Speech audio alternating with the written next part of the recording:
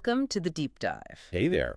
Today we are tearing into a low-budget horror film that got some interesting reactions, Cobweb. Yeah, definitely some differing takes on this one. We've got a couple of sources, a review, a podcast transcript discussing it, and we're going to try and, unpack what they're saying. Get a feel for what works and what maybe doesn't, according to these perspectives. Exactly. Our mission is basically to get a solid perspective on this movie. Lonely kid, creepy parents, a voice in the wall, all that jazz.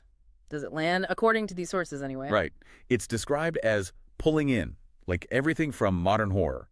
The isolated child, the weird parents, something lurking inside the house itself. Okay, let's dive in then. So the sources really grapple with whether it pulls all those threads together successfully in the end. All right, the core setup. We've got Peter, played by Woody Norman. He's this lonely kid, an only child, getting bullied pretty badly at school. Yeah, and the home situation sounds just as bleak. His parents, Anthony Starr and Lizzie Kaplan, are described as, brutally aloof. Just totally dismissive of his problems, his nightmares, even his, disturbing drawings. That dynamic with the parents sets the mood right away. Yeah.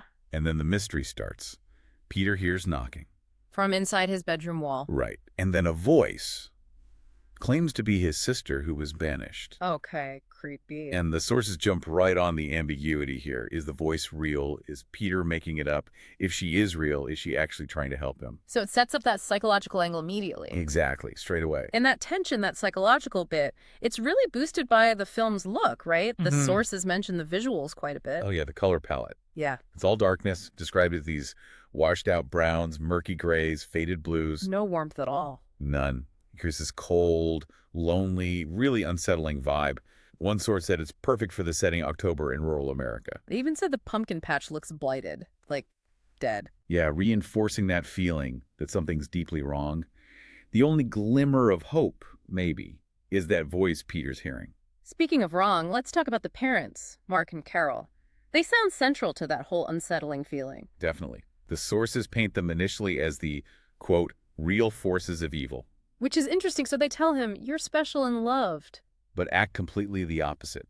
Super rigid, strict routines, and the performances get a lot of praise. Lizzie Kaplan's delivery, they said it had a 1950s B-movie feel. Yeah, and that it worked so perfectly with the film's strange tone.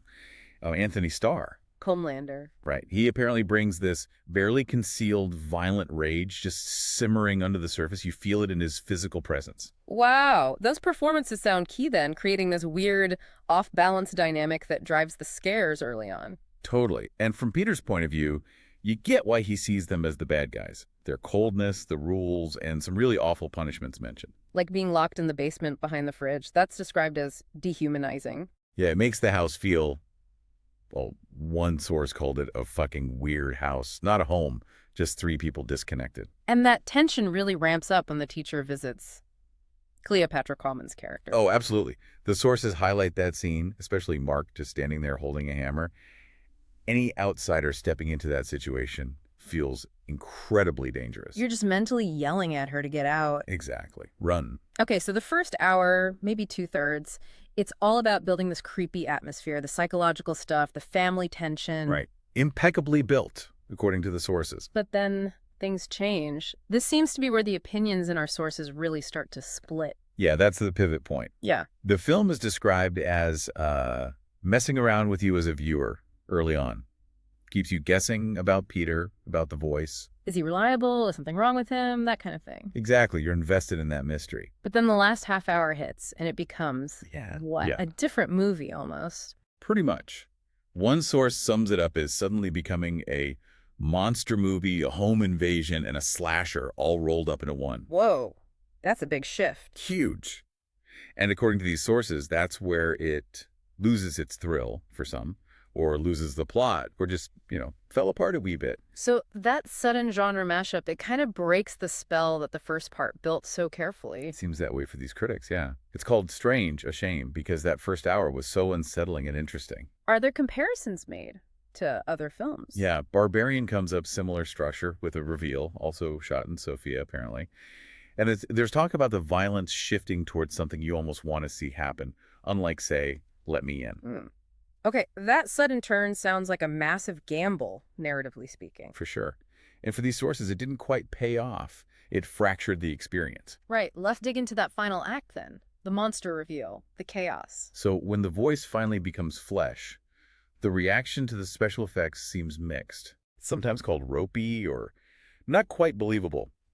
But there's also this one detail they really latched onto as effective. Which was? The monster's hair. Super long, described as like a big cobweb tangled with baby spiders. Ugh, spiders, okay. And apparently, the way it moved, the hair itself, created real moments of terror, like the spider crawl in The Exorcist. That kind of visceral reaction. Okay, that does sound genuinely nightmarish, but what about the monster itself? As a character, sort of? Well, that's another point of ambiguity the sources raise. Initially, you might feel a bit sorry for it, right? Banished, neglected sister figure. Maybe. But then, especially when the bullies show up for that home invasion sequence, it just becomes, as one source put it, pure bloodshed for the sake of it. Okay, so any sympathy kind of evaporates. Seems like it. Yeah. Which leads into another really interesting point from the sources. Peter himself. Right, the protagonist. Or is he? Exactly. There's that scene where he poisons his parents. Which is pretty shocking. But the sources note how the film subtly lays the groundwork for it, with all the abuse and isolation he's suffered. That detail about the poison smelling like cinnamon. It's chilling, twisted, unexpected, but it feels earned within his awful experience. Still, it's not exactly typical hero behavior. Not at all. And that seems to be a major takeaway for these sources. There's no clear person to root for by the end.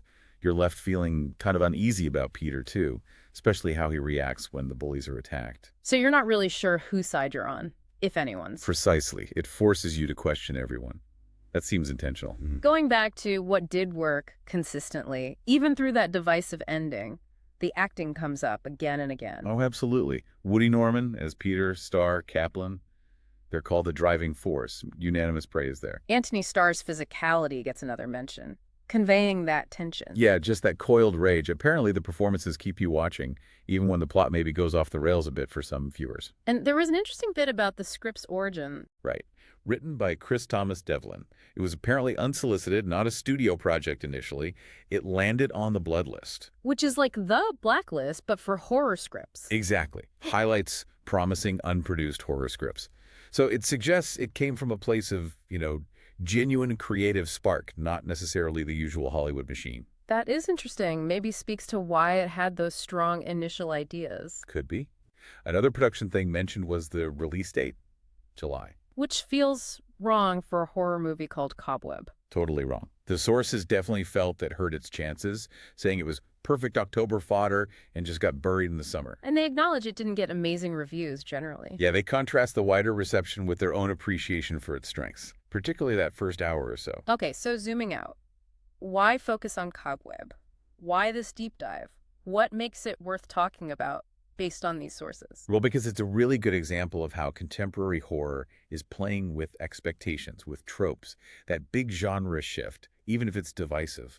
The attempt itself is interesting. Right. It sparks discussion about blending genres, subverting what you think is coming. The sources brought up comparisons like The Ring, and even touched on that whole elevated horror debate. Which John Carpenter apparently hates as a term. Huh. Yeah, one source mentioned him dismissing it. It just provides context for where Cobweb sits in the genre landscape. Makes sense. And if people are intrigued by this discussion, the sources offered some other recommendations for further viewing. They did. If you like the unsettling psychological vibe of Cobweb's first half, No One Will Save You was suggested minimal dialogue, home invasion, quite unique, or Censor for indie British horror. And for the genre-bending aspect. Revisiting Barbarian makes sense for comparison. Malignant also got a quick mention for its wildness. Okay. What about more classic stuff? The Invisible Man, both the 1933 original and the 2020 version came up. And the Saw films, surprisingly perhaps, specifically the first one and Saw X, were noted for being better than maybe expected. Right. And something lighter, maybe? Definitely. For horror comedy, Tucker and Dale vs. Evil got high praise for being hilarious, Renfield 2, and even the Foo Fighters movie, Studio 6666.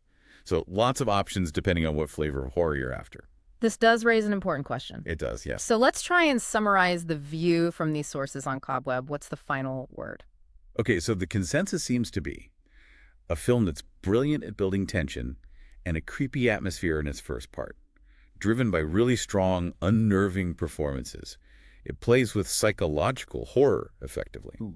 But it takes a very sharp turn in the last third, becoming this mix of monster movie, home invasion, slasher. That shift, plus maybe some iffy effects, make these sources feel it kind of lost its way a bit. And crucially, it leaves you without a clear character to really get behind or support. Exactly. That ambiguity extends right to the end. Still, despite those criticisms of the ending, the overall feeling from the sources is that it's worth watching. Yeah, for the strengths it does have, the performances, the atmosphere, the way it tries to mess with genre conventions, it's not a simple thumbs up, but it's memorable. It sticks with you because it's a bit weird. Definitely. Those strange choices make an impression. So, as you think about Cobweb, or maybe queue up one of those other recommendations, maybe mull over that point the sources raised, what's it like watching a horror film where you don't really root for anyone? Mm. What does that lack of a clear hero, or even just a clear sympathetic figure, do to your experience? And maybe what does that choice say about the type of horror the film is aiming for? Maybe something about total isolation, where there's just no safe space left. That's definitely food for thought. Well, thanks for joining us for this deep dive into the sources on Cobweb. Hope you found it interesting, maybe got a new film for your watch list. Yeah, hope so.